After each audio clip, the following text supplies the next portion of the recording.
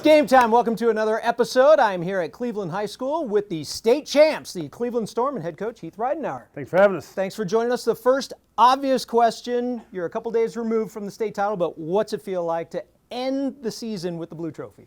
It's every team's dream to end the season with a win, and that's what we did, and I'm just happy for these guys behind me that they were able to experience. It's a surreal feeling that we're still trying to kind of grasp right now, but it's going to be a good week. You have now made back-to-back appearances in the state final, ended this year with the state championship. How much did that experience last year roll into this one, and did you expect another season like that this year? I think it did help us. The experience did. Our kids weren't afraid of the moment. You look at all of our playoff games, and we were against the wall sometimes. We had some dire straits, and our kids just battled. They did. The situation was never too big for them. And I was proud of the way they battled down at Leon Williams. I was proud of the way they battled till the very last minute of the state championship game. So, yeah, I think we learned something from the state championship last year. Was there a moment this season that really kind of flipped the switch or things just started clicking for you? We knew it was always there. Excuse me. We knew it was always there. And we just had to put it together, and we just had to get better each and every single week and fight through adversity and the injuries that all teams deal with. But I think when we went down to Leon Williams Stadium and we won a big football game like that, it came down to the wire, and we tell them the next play is the greatest play in Cleveland Storm history. And sure enough, on 2nd and 24, Jeff Davison threw a 70-yard touchdown to Trey Ortega, and that's the next best play in Cleveland Storm history. And here we go into the state championship, and I think it gave us a lot of confidence moving forward. You got some great moments in Cleveland Storm history on Saturday. What was the difference maker, do you think, against Rio Rancho?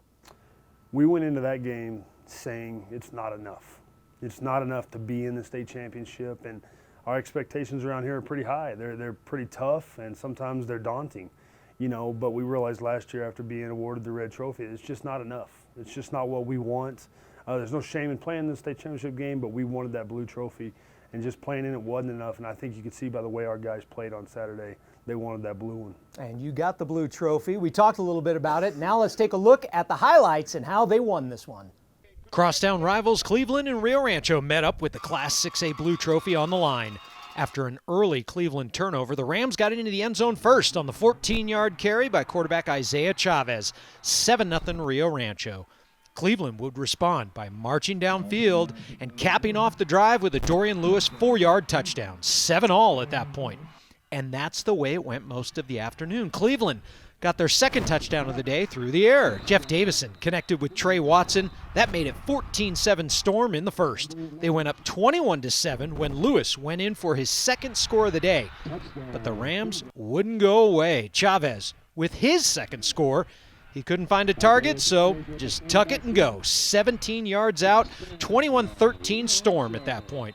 Rio Rancho's Elijah Smith got the Rams within one on a short touchdown in the second quarter, 21-20 at that point, but the Storm came up big just before halftime. Davison dumped it off to Lewis, who went the rest of the way for his third touchdown of the day. That made it 27-20 Cleveland at the break. Second half was more the same, score after score. Chavez on the keeper, going for the corner, and the two teams were tied at 27. Dorian Lewis would break the deadlock with his fourth score of the day, this one from a couple yards out, 34-27 Storm. And just like two boxers exchanging blows, the Rams would get another. Eric Vigil from 6 yards out to tie the game at 34 in the third quarter. To the fourth, still tied at 34, Davison scrambling, looking for someone. He finds Luke Wysong, a 48-yard scoring play for the Storm, 41-34 Cleveland with lots of time left. Plenty of time for Rio Rancho to get into the end zone at the other end of the field. Chavez with his fourth score of the day, 41-40 Storm with 7 minutes to go.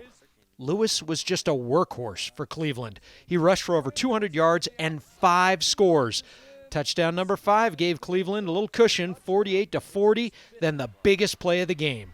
Rio Rancho was driving for the potential game-tying score with just over a minute to play, and the Storm defense stopped the Rams on 4th and goal. The Cleveland Storm win their third state title, 48-40 the final count.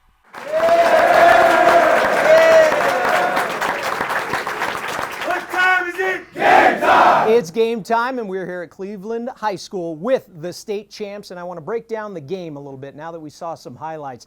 Let's cut right to the chase. That last defensive stand, what was going through your mind? Talk me through it. Preach to our kids all the time, you got to believe, you got to believe, you got to believe. Even when you don't know that it's going to happen, you just got to believe in one another. And their offense was all over us all night. They were scoring points. Heck, they put 40 points on the board. That's a lot. But there was just something about the way our team was playing when they got down to the goal line. You could just see a look on their face, the physicality they were playing with, that it was going to happen. You know, first down, we were able to stuff them, and Tiger made a good tackle. Second down, Nick Gutierrez makes one of the best hits that I've seen all season long to stuff them. Third down, they put it in their quarterback's hands, and Colton Madison flips him upside down. And at that point, we just got so much momentum and so much excitement. We were just going to let the ball go, let it see what happens, you know. And fourth down, we didn't call a timeout. We just let that clock go, and I thought it was going to happen.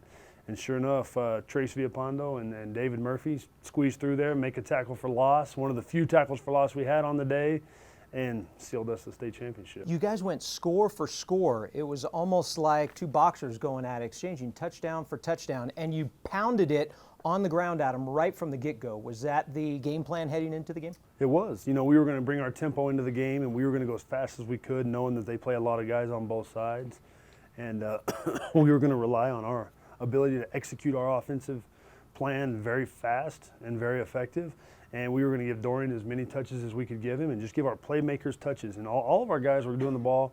I thought our quarterback did a fantastic job of just running our offense and put it in playmakers' hands. And we got behind that offensive line and did what we do. We won a state championship behind our offensive line with our running back. With that running back, Dorian Lewis, 5 touchdowns in the game, over 200 yards in the final, 9 touchdowns over the last 2 games of the season. What has he meant for your program in a short period of time? It's hard to put that into words, man. Dorian is an unbelievable person. Good football player, too. But I think the way he is as a person is what makes this team rally behind him. He's been on a restriction carry, one that I've imposed on him all season long, and he wasn't happy with it. You know, he was never disrespectful about it, but it was about getting him to this game, getting our team to this game, and giving him a chance to shine in the moments that he wasn't able to shine in last year because he was injured.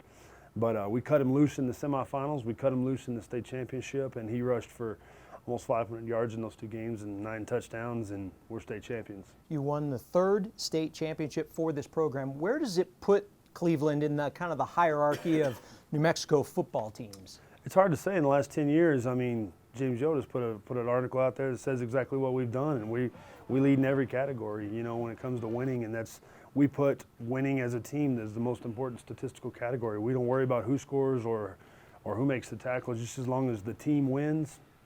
And that's been our focus since Coach Potter was here. And I think keeping that team focus and that team concept at the forefront of our thought process is what is the key component to our success. Last year when you played in the state championship game, even before the game, I had someone come up to me and say, Cleveland's good this year, but wait until next year.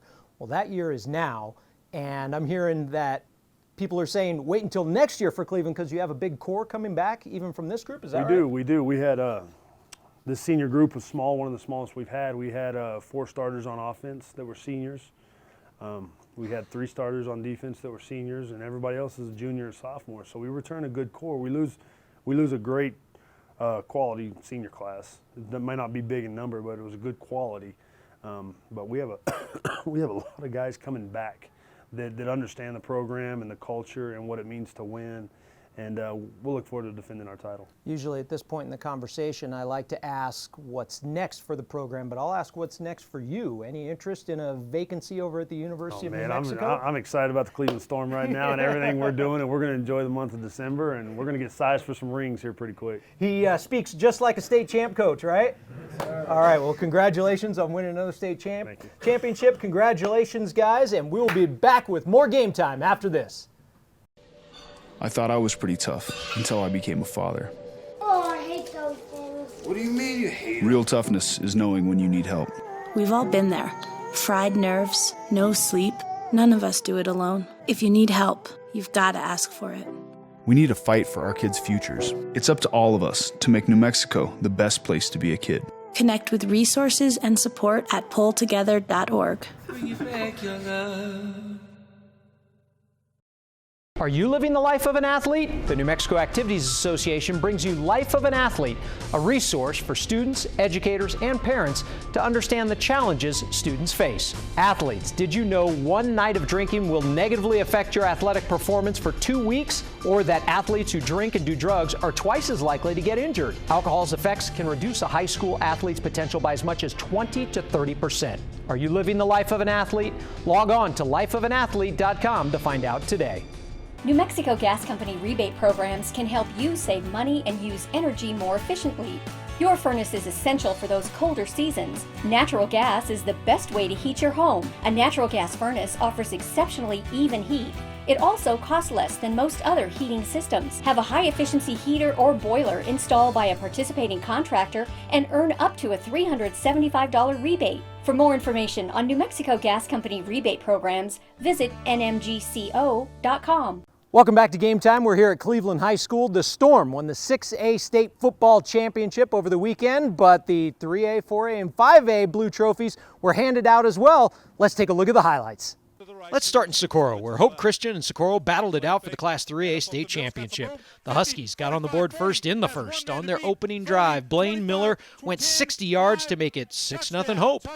Socorro would respond when Payson Hicks connected with Nathaniel Fresquez for a 44-yard scoring play. 7-6 home team at that point. Huskies would get one more in the quarter and regain the lead when Miller gets it in from a yard out. 12-7 Hope after one. The Warriors would put up 2 touchdowns in the second quarter, both at the hands of Michael McDaniel. First, McDaniel went 43 yards for a touchdown, and one by land and one by air. The next one was a touchdown pass from Hicks to McDaniel. Socorro on top 21-12 at halftime. Socorro added a field goal to make it 24-12, but here come the Huskies. Miller would score again. Then Colin Evans would get in from a couple yards out to take the lead for good. In the fourth, Jared Knowles would seal the deal with a final score of the day. The Huskies outscored Socorro 22-3 in the final 2 quarters to win it 34-24 and take their first ever state title in football. The Bloomfield Bobcats played in the state final for the second year in a row. This time they hosted the 4A title game against Portales, and the Rams jumped on the board early. This touchdown by Romeo Basagi gave the Rams a 10-0 lead, and they never looked back. Jordan Garcia scored the final touchdown of the afternoon as Portales blanked Bloomfield 23-0. It's the first time in 2 years the Bobcats were shut out. It's the second blue trophy in the last 4 seasons for Portales. The Class 5A state title game was a rematch of last year's title tilt, Roswell and Los Lunas. The Coyotes jumped out to a 10-0 lead, but the Tigers found the end zone twice in the second quarter. Cade Benavidez and Joel Hernandez connected on a 10-yard touchdown pass to make it 10-6. And then Los Lunas would take the lead when Derek Chavez would take it in from 13 yards out. 12-10 Los Lunas at halftime. On their first drive of the third quarter, Roswell marched downfield and got into the end zone on the flea flicker to Josiah Reese to give Roswell the 17-12 advantage, and they wouldn't trail again. In the fourth quarter, the Coyotes would get one more score on a touchdown toss from Dominic Nava to Angel Caballero to make it 25-12. A late rally by Los Lunas came up short as the Coyotes held on to win back-to-back state titles and cap off an undefeated season by a final score of 25-19.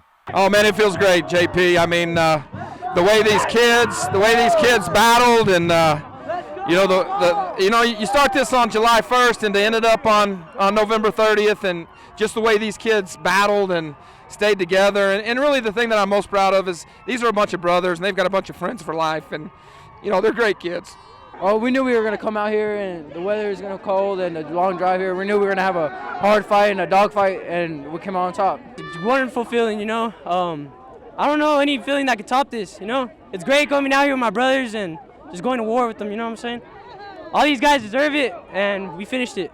Congratulations to all the winners. That's going to close the book on the fall sports season, but now we turn the page to the winter sports. And yes, we keep Game Time rolling all during the school year. That's going to do it for this episode of Game Time. Make sure you tell everyone about the most comprehensive high school sports show out there. Until next time, here's your meme of the week.